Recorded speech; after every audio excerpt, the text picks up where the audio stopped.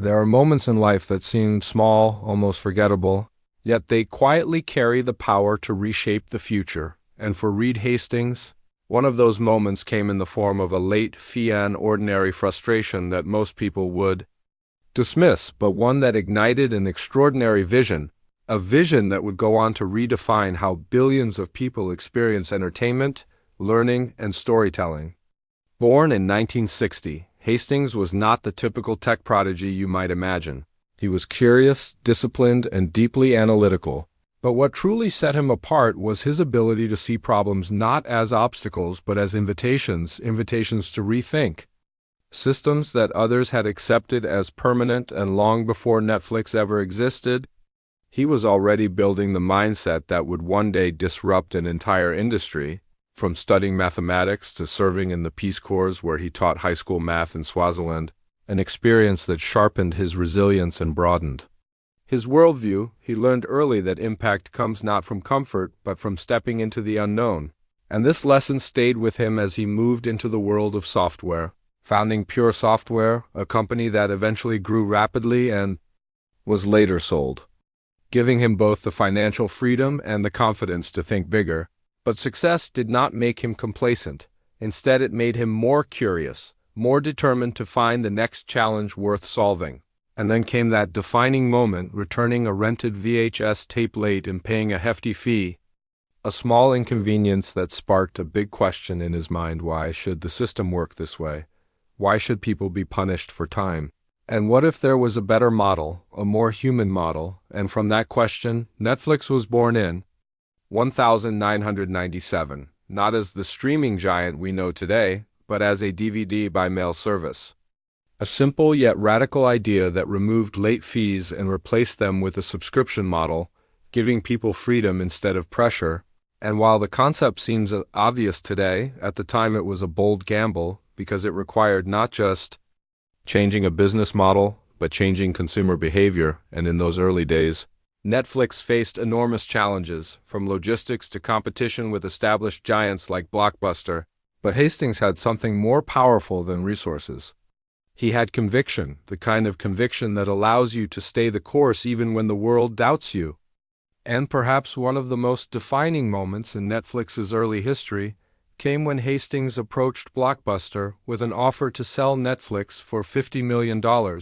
Only to be laughed out of the room, a rejection that could have ended the journey.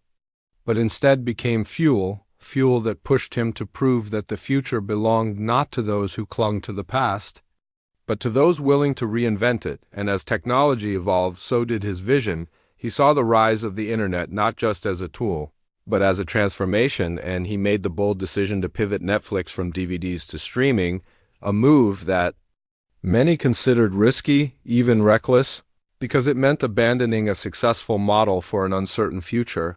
But Hastings understood something fundamental: that true leadership is not about protecting what works today, but about building what will work tomorrow. And this ability to anticipate change, to embrace it rather than resist it, became the cornerstone of Netflix's success. As the company grew, it didn't just deliver content, it began creating it. Investing billions in original programming, empowering storytellers from around the world, and redefining what it means to be an entertainment platform. And through it all, Hastings maintained a unique leadership philosophy, one that challenged traditional corporate norms, famously advocating for a culture of freedom and responsibility, where employees are trusted to make decisions, take risks, and innovate without fear, a culture that values results over rigid processes, and creativity over control. And while this approach was unconventional, it proved to be incredibly effective, attracting top talent and fostering an environment where bold ideas could thrive. And yet, behind all the success, there were setbacks, controversies, and moments of doubt, from pricing changes that angered customers to strategic decisions that were questioned by critics.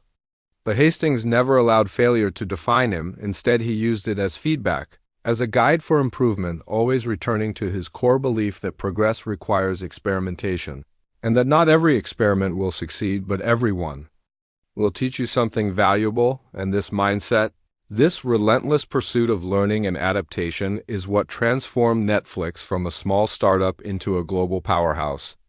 reaching over 190 countries and becoming a central part of modern culture, influencing not just how we watch, but what we watch, and even how stories are told, and beyond business. Hastings has also made significant contributions to education and philanthropy, investing in initiatives that aim to improve learning systems and expand opportunities, reflecting his belief that knowledge is one of the most powerful tools for change.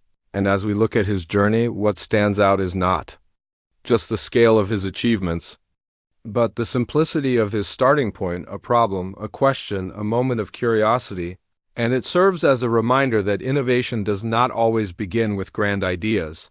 Sometimes it begins with noticing what others overlook, with asking why things are the way they are, and daring to imagine how they could be different. And in a world that is constantly changing, where industries rise and fall and technology reshapes our lives at an unprecedented pace, the story of Reed Hastings is not just about Netflix. It is about the power of perspective, the courage to challenge the status quo, and the discipline to turn vision into reality. It is about understanding that success is not a straight path, but a journey filled with twists, setbacks, and unexpected turns, and that the true measure of a leader is not how they navigate the easy moments, but how they respond to the difficult ones, and perhaps most importantly, it is about recognizing that the future is not something that happens to us. It is something we create through our choices, our actions, and our willingness to think differently. Because in the end, what Reed Hastings built is more than a company. It is a testament to the idea that even the smallest spark, when fueled by determination and vision, can grow into something that changes the world forever. And yet, what makes the story of Reed Hastings even more compelling is not just the rise of Netflix, but the quiet, often unseen battles that shaped his thinking during the moments when no one was watching. Because behind every bold decision lies a period of doubt, reflection, and internal conflict, and Hastings was no exception. In fact, one of his greatest strengths was his ability to question himself as deeply as he questioned the systems around him. He understood that innovation is not a straight line forward, but a constant cycle of building, breaking, and rebuilding, and this philosophy became even more evident during one of the most controversial chapters in Netflix's history, when the company attempted to split its DVD and streaming services into two separate brands, a move that confused customers and triggered a massive backlash. Subscriptions dropped, criticism surged, and for a moment, it seemed as though the very company that had redefined convenience had lost touch with its audience. But instead of retreating into defensiveness, Hastings did something rare in the world of leadership. He admitted the mistake openly, he acknowledged the misstep, and more importantly, he corrected course, reinforcing a principle that many leaders struggle to embrace: that transparency builds trust, even in failure, and that humility is not a weakness, but a form of strength that allows growth to continue. And this moment became a turning point, not just for Netflix, but for Hastings himself, deepening his commitment to listening, adapting, and evolving. And as the years went on, the stakes only grew higher, the competition intensified, with tech giants and media conglomerates entering the streaming space, each bringing their own resources and strategies. But Hastings remained focused on what had always set Netflix apart: its obsession with the user experience, its willingness to take creative risks, and its belief in the power of storytelling without boundaries. He invested heavily in international content, recognizing that great stories are not confined by language or geography, and this decision opened the door to global hits that resonated across cultures, proving that authenticity travels further than imitation. And as Netflix expanded, it also began to influence the broader entertainment industry in profound ways, shifting the balance of power from traditional studios to digital platforms, giving creators more freedom and audiences more choice, and in doing so, it sparked a new era of content consumption, one defined by on-demand access and personalized recommendations, powered by data and driven by creativity. And yet, even as Netflix became a dominant force, Hastings never allowed the company to become complacent. He understood that success carries its own risks, that the very systems that bring growth can also create rigidity if left unchecked, And so he continued to push for experimentation, for bold bets, for ideas that might seem uncertain in the present but could define the future, whether it was investing in interactive storytelling, exploring new formats, or adapting to changing viewing habits. He remained committed to the principle that standing still is the fastest way to fall behind.